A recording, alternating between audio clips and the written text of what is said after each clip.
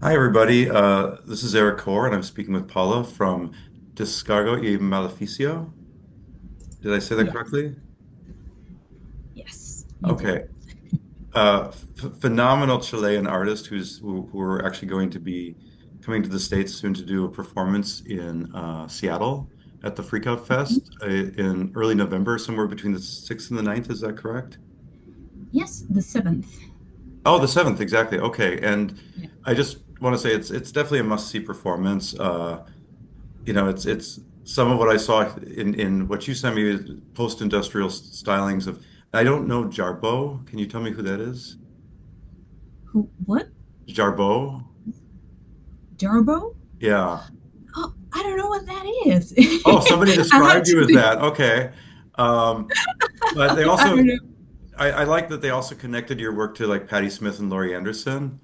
Uh, I love yeah. the industrial elements. I heard elements of punk, rap, folk, and I love how you so fluidly like navigate all those spaces. And it's an ext strange way of saying, but there was like a beautiful rage.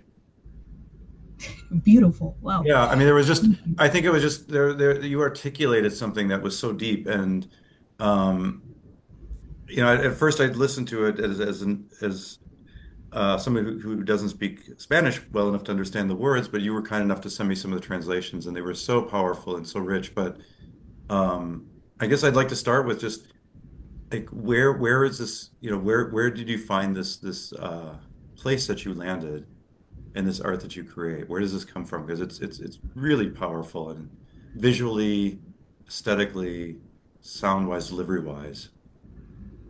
Thank you. Thank you. Well, it got started, I think, when I was a kid. I was living in a small town, like a kind of like the country, like in the south of Chile during a dictatorship.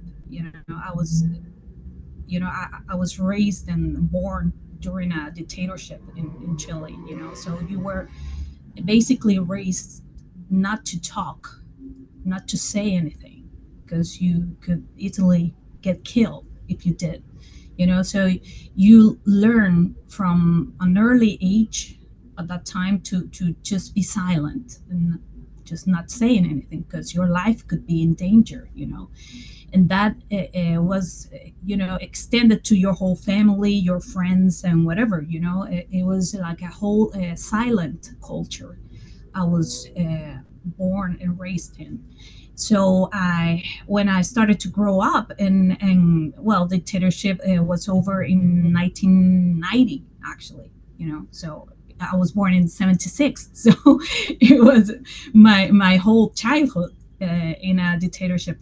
So when I started to see things, became a teenager, I started to see this whole different country, this whole transition into a new thing, trying to be free but not being free that much, because the dictator was still out there, in the military, in the Congress. It was everywhere, so when I first moved to Santiago and I saw this hostility and a lot of issues that came from dictatorship that we haven't, um, how did you say it? We haven't like really solved.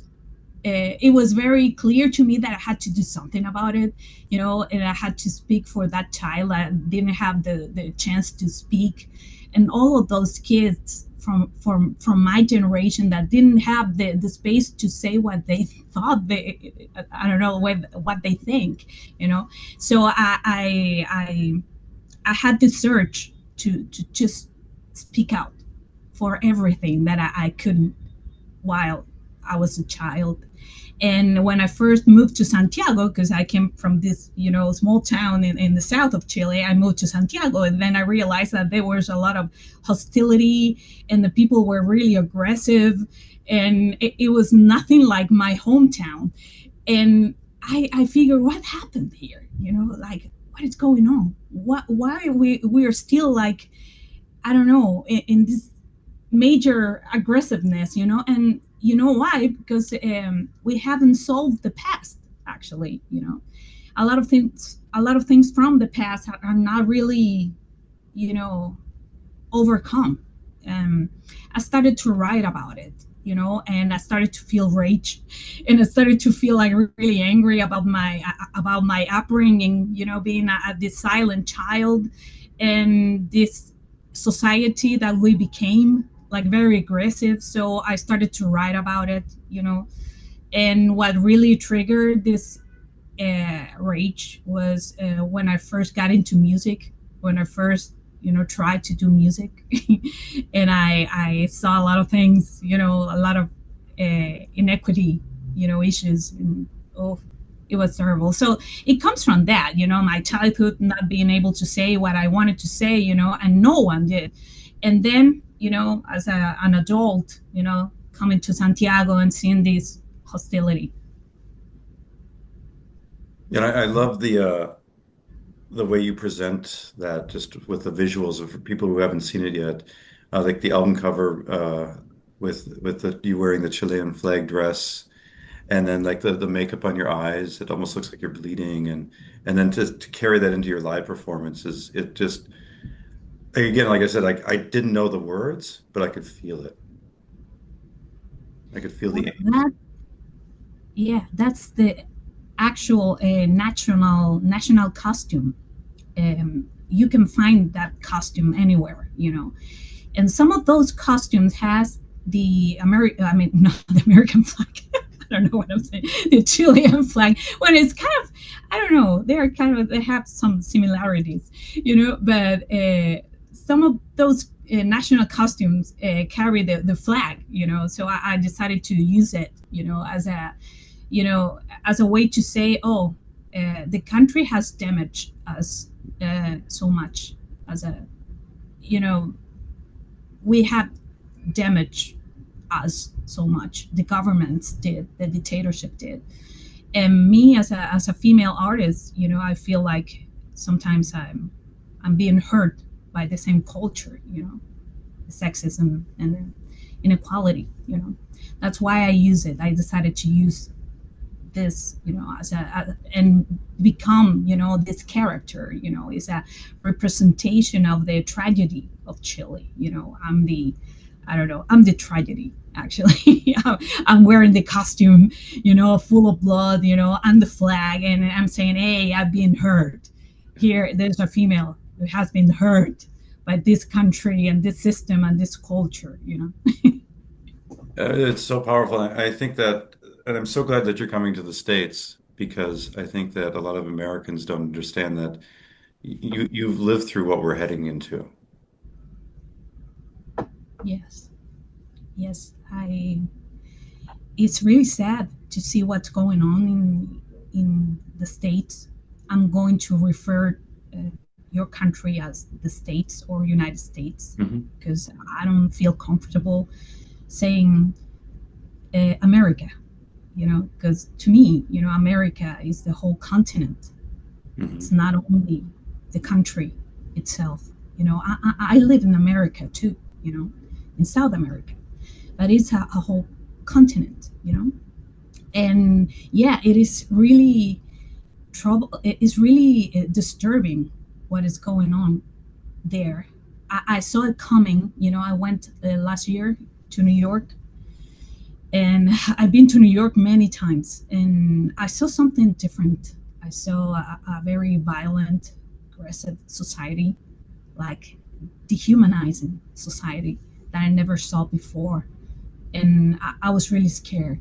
I decided not to come like ever again to the States, but this festival happened. So I decided to use it as an opportunity, to say something, to speak out, you know. Yeah.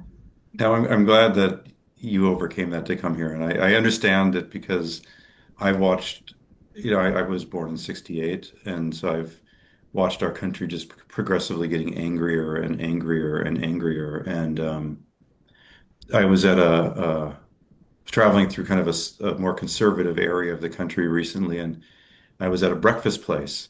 And on TV, they were actually showing at 8:30 in the morning fighting championships.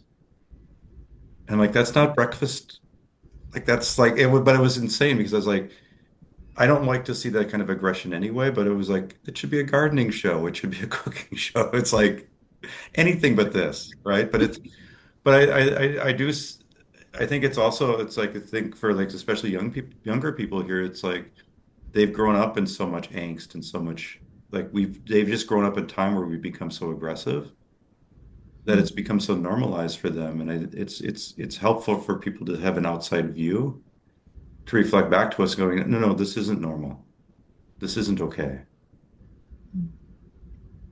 No, it's not okay. It's not okay what is going on right now is how we have going backwards somehow, in rights, in intolerance, in everything, and this is a bad precedent for every other country, for the whole world, because they're sending a message that this is okay.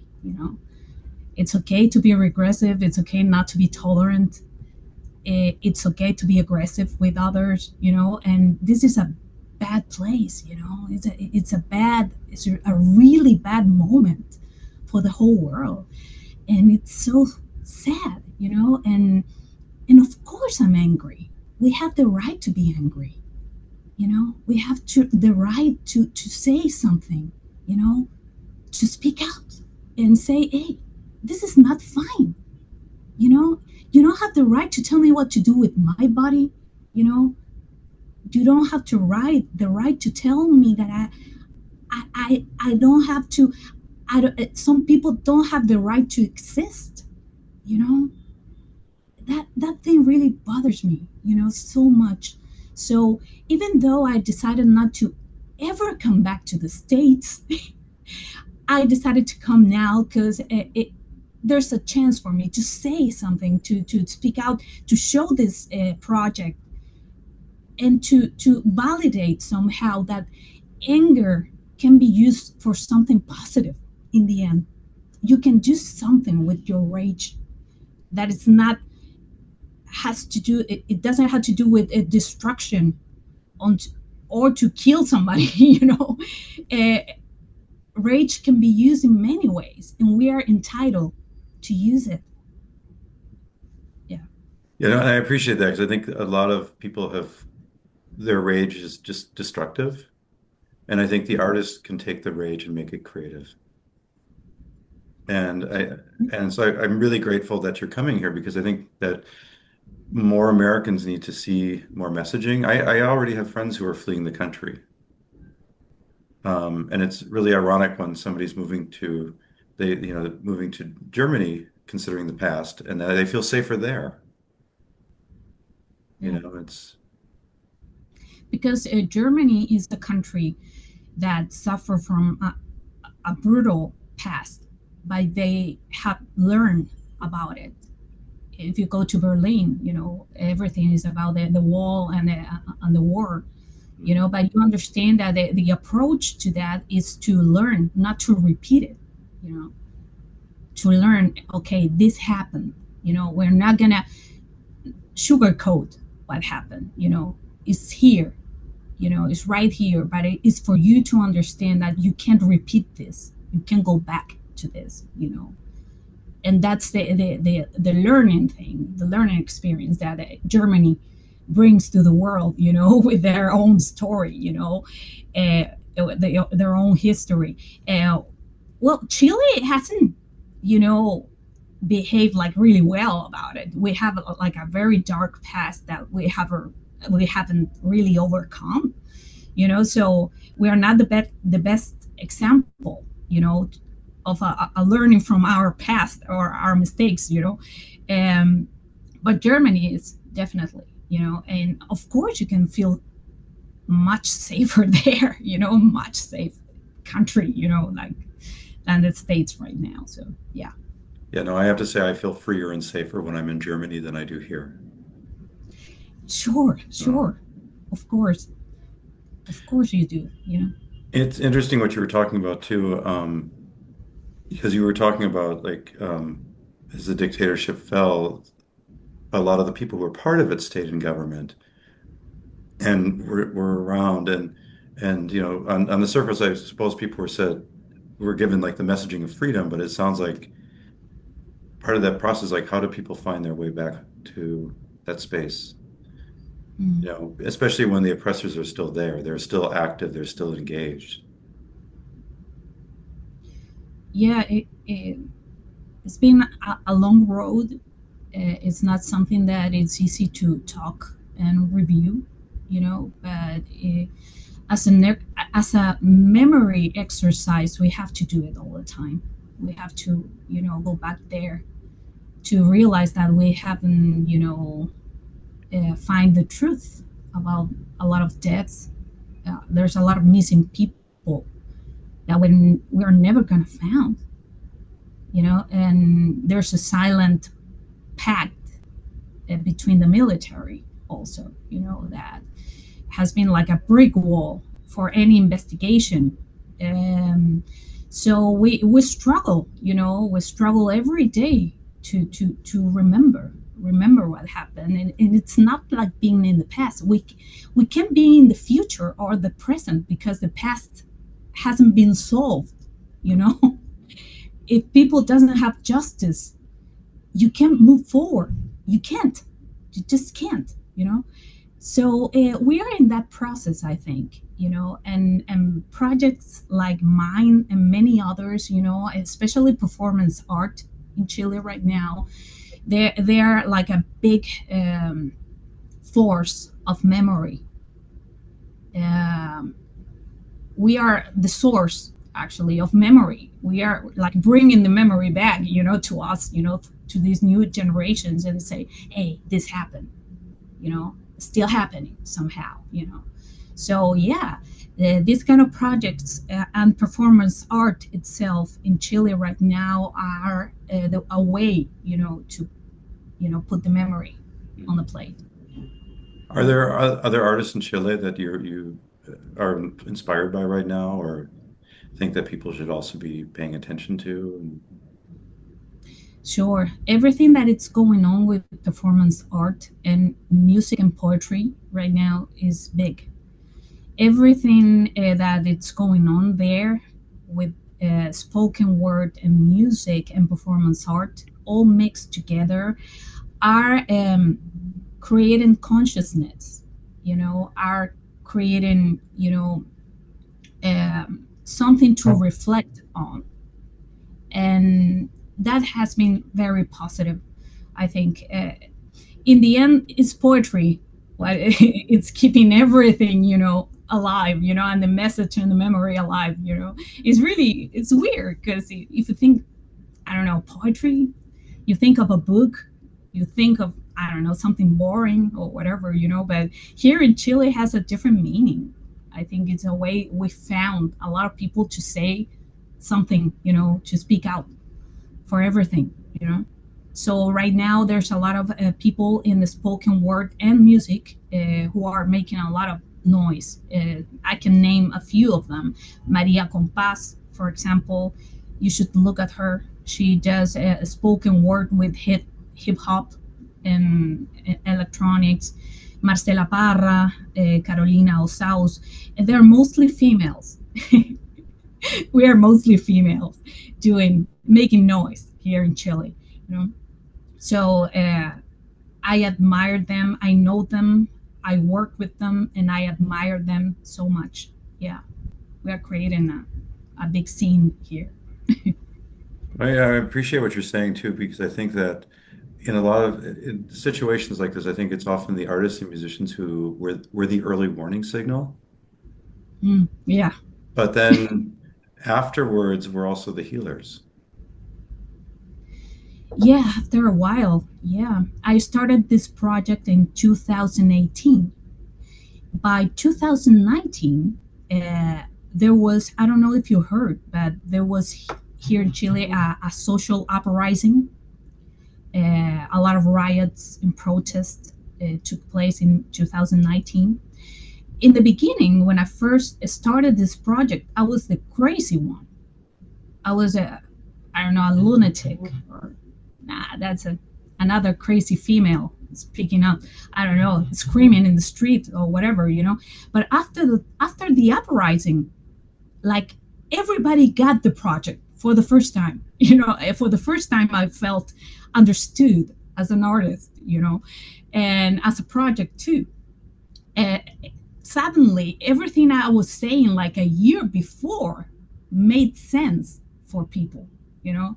But in the beginning, I was the crazy one, I was like, nah, too intense, nah, just, I'm gonna pass with her, like too intense, whatever, But after the uprising, wow, she's so cool, she's right, Mm. It took like a while for people to understand what I was saying, and I thought I was the only one who was actually feeling like that, but I wasn't, So some somehow, it made sense what I was doing, at some point. Yeah. It's nice that that catalyst existed to like give that breaking point where people were finally able to start to embrace, understand, and then that, to start changing there. Um, you were kind enough to send me some lyrics that you translated for me. And one of the Mhm. songs was, and I'm going to try and say, Rabia. Am I saying that correctly? Yeah. Yeah. It's great. Um, and I read I'm just going to call it the poem, but it's the song, the poem. And I felt like crying. I was so moved by it. And I've read it for several other people, and every time I read it, I can feel my eyes welling up with tears. It's so raw, it's so powerful. The imagery is so profound. And I'm just wondering, would you be kind enough to read it? Just so Sure. people, In, because in, in English or Spanish? uh, either both. I Okay. would maybe in Okay. Spanish first and then in English. Sure. I'm gonna search for it right now.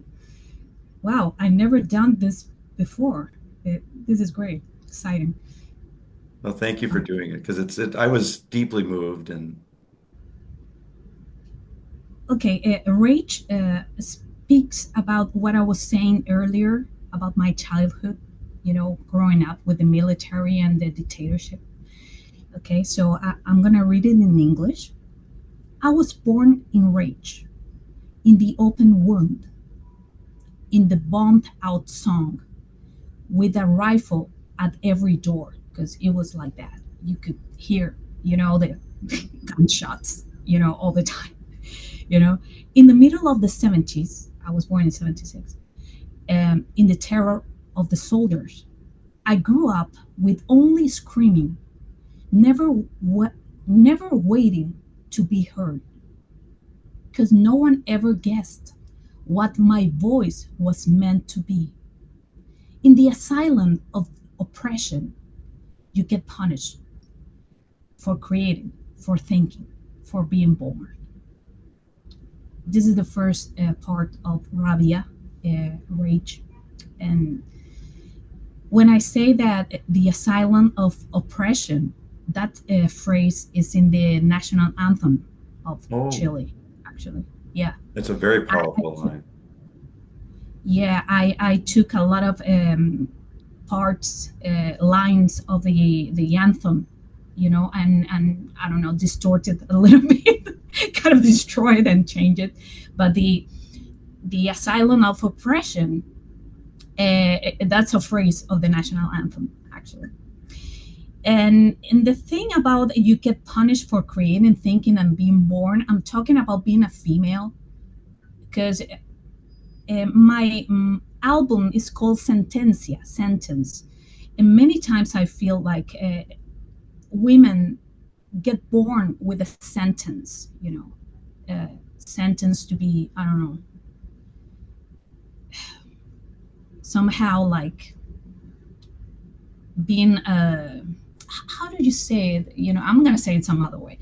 Uh, when you, especially in these countries, in South America, but I think in everywhere, when you are born a female, you know that you are gonna earn less than a guy for doing the same thing. You're gonna get punished for, I don't know, if you're attractive, you get punished. If you're ugly, I don't know, you get punished. If you are not thin, you get punished. If you are even raped, you get punished. It's your fault. Because it's always your fault.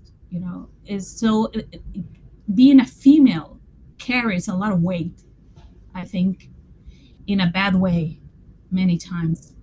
And that's why I talk about a sentencia, a sentence, because we were born with the I don't know, the scarlet letter here.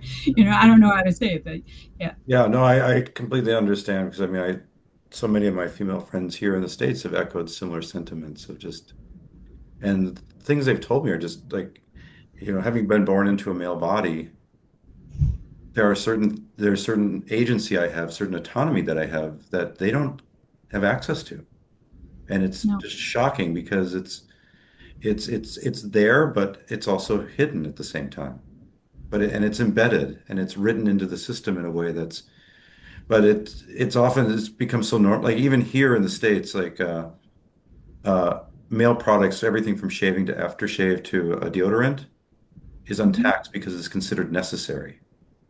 Female products are taxed because they're considered luxury items. So I mean, it's just, but I think, but and the sad thing is like women know that, but most men don't, Mm. and Yeah. so yeah, thank you for that. It's powerful. Well, you being a female, you learn very early in your life that everything is very unequal, and things like that, like the product you name, or whatever it is, because you can translate that the product thing to every other issue, and you learn at a very early age that everything has designed to be unequal to Mhm. you.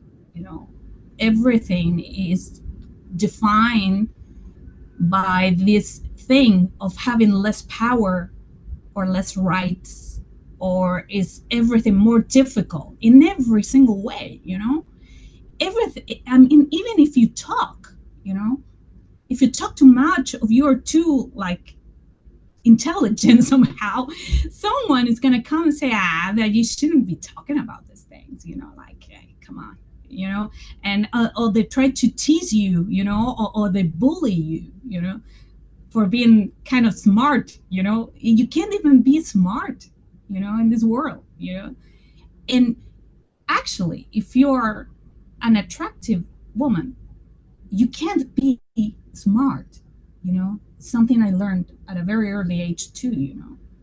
If I was attractive to someone, I couldn't possibly be smart, intelligent, saying something coherent, you know because I wasn't designed for that. I was designed for the male gaze, Mhm. actually, not to think at all.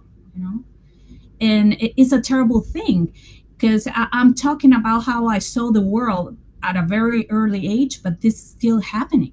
You know, we haven't learned. I mean, the feminism has risen, in many ways. It has existed for so many years, but the thing is, we still live in a huge gap of everything.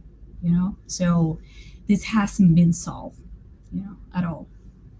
It's interesting. You made me think of an article I read years ago by a Muslim feminist who was Mhm. saying that by wearing the hijab, I'm freer than the Western woman because I'm seen as a woman, but I don't have to leave the house every day to prepare myself for the male gaze.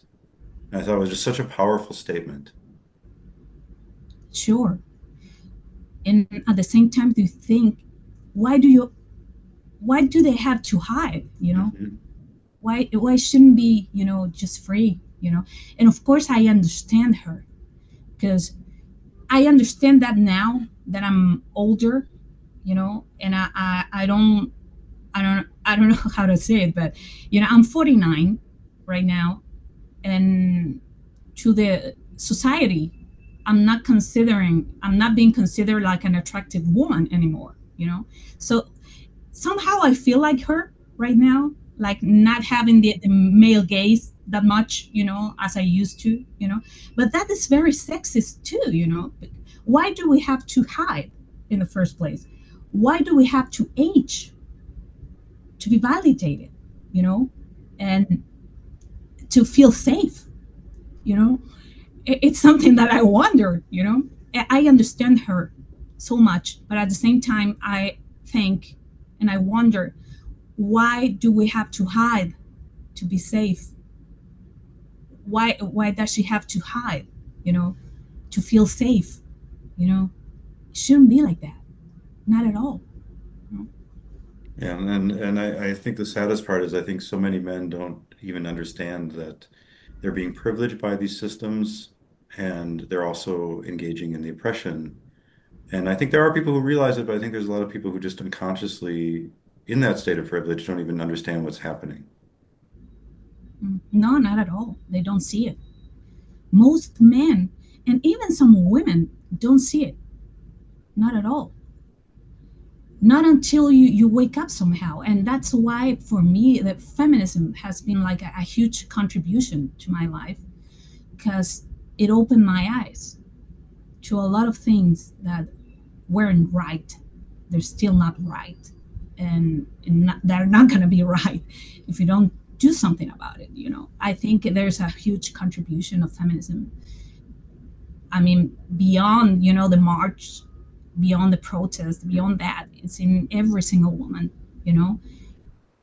How it contributes to wake us up somehow, you know, to see our own, you know, aggressiveness and our own inequalities and everything we have suffered for so many years, you know. Yeah. Yeah, and again, in the States, I'm just seeing the masculinity here getting more and more toxic, and these systems being shored up and defended, and it's very sad. Can I get you to read the second half because it's this is so Sure. good. It's Okay. Because I'm a, again, because I'm the flaw in the system, child of an offensive sexist father, because I wasn't born a pessimist, why they crush me with their emblems, because my borrowed shame was waving like a flag, because there's been a war inside my body and the men came to invade it, because the homeland is a patriarch who pinned me to the kitchen and broke the plates inside my head, because I got used to being nameless, to keeping quiet in the shadow of the brave soldier, because I held the story of so many wretched men who took the glory and claimed my legacy, who abused me while I slept and said that I had caused it. But I stopped enduring. I started changing. I refused to keep obeying, and from rage, I set myself on fire. I couldn't stand it anymore. Harsh Chile, your sky defiled. The unbroken rage has come to rise. A whole field of blood I've menstruated. From that blood you came alive. Majestic, she who never dies. She who broke apart with rage. She who crushed apart with rage. Dethroned with rage. The aggressor, the redeemer, the producer, the manipulator, the harasser, the plagiarist, the objectifier, the abuser. That's the lyrics. oh, thank you. It's so powerful, and the imagery that you write in there. I mean, just so many elements of pin me to the kitchen, the men who Mm, came to invade, um, a war inside my body. It just the shadow of the brave soldier who took the glory. I mean, just and then when you talk about setting yourself on fire, mm, and then the menstruated a field of blood. It's like I can just it's so powerful. It's so raw. mm. And oh yeah, thank you. Thank you for reading. And about that, there's a phrase. I took everything from what I said, the national anthem, but also the Chilean history. There's a like a very infamous phrase that one of those warriors from the from the I don't know from the past said, in a war. He said, "Al abordaje, muchachos, come on board, boys." And I'm saying that to my body. That some guy said, "Okay, let's come on board her." You know, Mm, just I kind of took that phrase, and I tried to, you know, put it here to my story, to put it into my story, and to see how difficult it is, to be a female and not to be abused and trying to do your thing and trying to be, I don't know, an artist and all of that, with this history, and with these guys, around. Yeah. And, and the last part, what I read, I took it from the anthem too. mm, And the heart Chile, use sky to find the unbroken rage, and the whole thing about menstruation is like, uh, we don't talk about it. It's a taboo thing. We still don't talk about menstruation of menopause. It's still something that everybody avoids to talk about. And that's awful, man. Because of the menstruation, we are here, like, mm. we're all alive. We came to this world through that. And with the menopause, no one talks about it because it means, the expiration date of a woman. And no one wants to talk about it. It's terrible, man. It all reduces into not wanting to talk about something that is natural, that happens to women only, because it's a female issue. It reduces to that, and still a thing. Still I like, still in the shadows. Yeah. Yeah, I don't know. yeah, thank you. I mean, it's so, it, I was so moved by the words, and I just really, I want people to come out and see you. Unfortunately, I'm far enough away, I won't be going up there. uh, Otherwise, I would be there because yeah, it's just wonderful messaging that you have. The poetry, the lyrics, the imagery, um, is very, very powerful. Thank you so much. Thank you. So I'm curious, what gives you hope today? Art and poetry, and seeing a lot of people uh, doing it, speaking out, doing their art in with no limits, no limitations, in a way they wanted to, with no restrictions in I don't know, style and music style wise, and that's the thing that I gives me a lot of hope for the new generations and what's going on right now. And people are not having uh, any restrictions into how they want to put out the word, Mhm. in which music styles they're going to use. They don't care. They use everything. That's a good thing. One of the things I hated the most about having a rock band, because I had a rock band before this project, it was how limited I felt, because I needed a band, because I needed to think into these band terms, into composition, and nothing could be done without a band. I hated that. I hated the concept of rock, so limited, especially to women.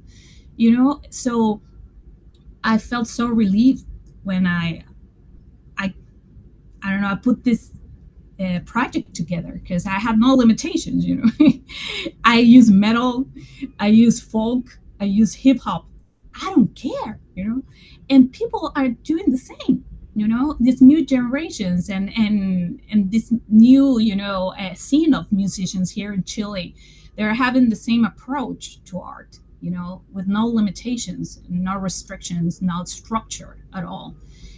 And that gives me a lot of hope uh, of the future. That in the future, an art form like I'm doing, is not going to have a difficult time being understood. You know, it's going to be understood for generations to come. Because I'm not the only one anymore. And that gives me a lot of hope. It's we finally everything it's gonna be like open. In the future I would be me and many others are gonna be able to play in a metal festival, doing a spoken word, and no one will care about it. In the future, a metal band will play in a hip hop concert, hip Hmm. hop festival, and no one will care. I I was I don't know. I was born in a time where things were not. I don't know. They didn't match together. Yeah, I I was born in a understand. time where things were very fundamentalist in art. But not anymore. And I think that gives me a lot of hope. Yeah. I like the way you phrase it. It's almost like the tribalism Mm, that exists in a lot of these spaces. And I appreciated what you were talking about with like the lyrics because I've had discussions with my bandmates where they're like, well, if you could just cut out a few lines, and I'd be like, well, then it kills, there's no point in doing the song because mm. those lines would kill the meaning. And why do Yeah. the song if there's no meaning?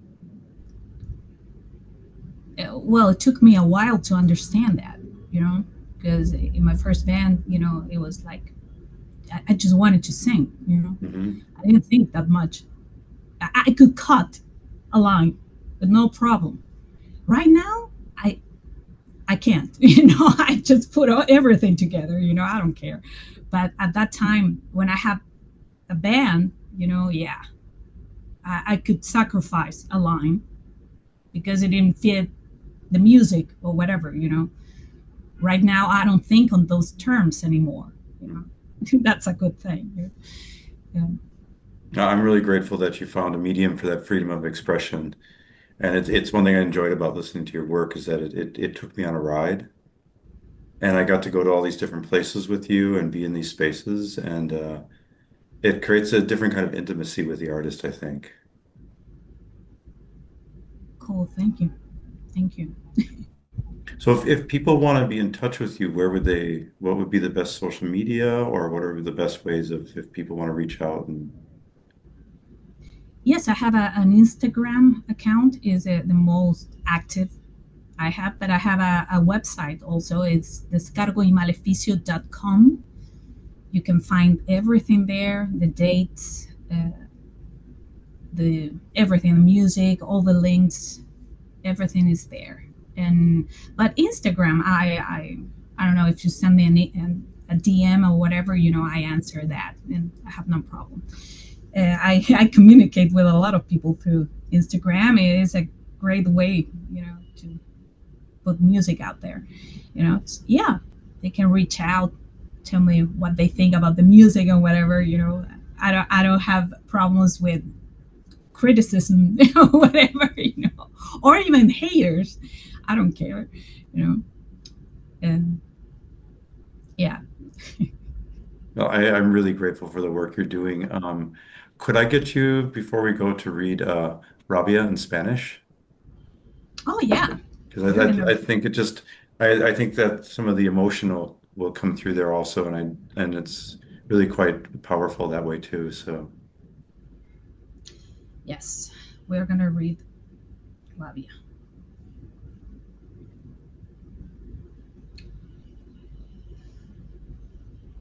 Also, rabia has in Spanish. I wrote it as a form of poetry called decima.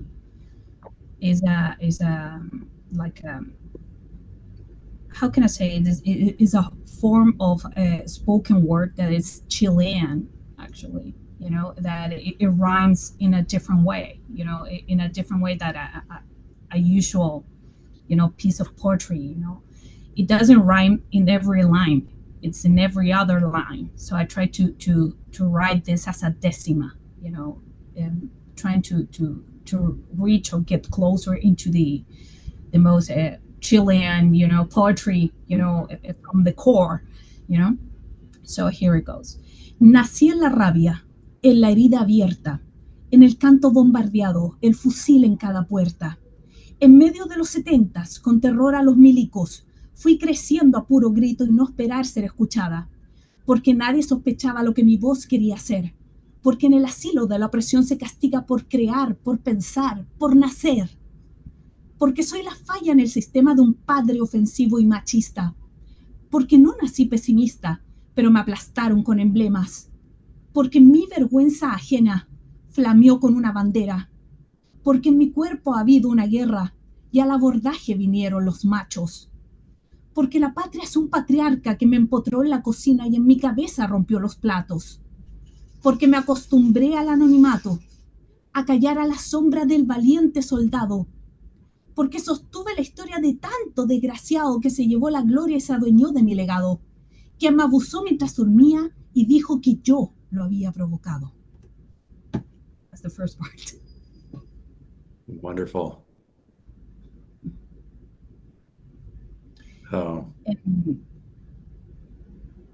well, as I said, the rhyme, I try to do it as a decima. hmm. And, well, it's not like very structured as a decima, but I try to reach that form, that poetry form from Chile. Yeah. Yeah, no, I love how you pulled in elements of the national anthem and then like cultural elements of writing and stylistic, but then also push those boundaries and really just made it your thing. Well, if some folk, uh, how do you call it, poet, come and read this, it's gonna find it like really wrong. No, this is not a decima. No, this is wrong. No, this I don't care. I just take elements, and I try to do my own thing. I borrow from my own culture. I found in my own culture and symbols and folk, an inspiration to do an art form, that is my own, to try to tell my own story. Yeah. Well, I really appreciate the work you're doing, and I'm so glad you're bringing it to the States. And let it be a warning, but also let it be someone who's been there, sees it, and knows that the healing will begin someday. So I'm very grateful for your work. Thank you. And I hope it heals. We all heal someday, everybody in the world. Well, thank you. Mhm.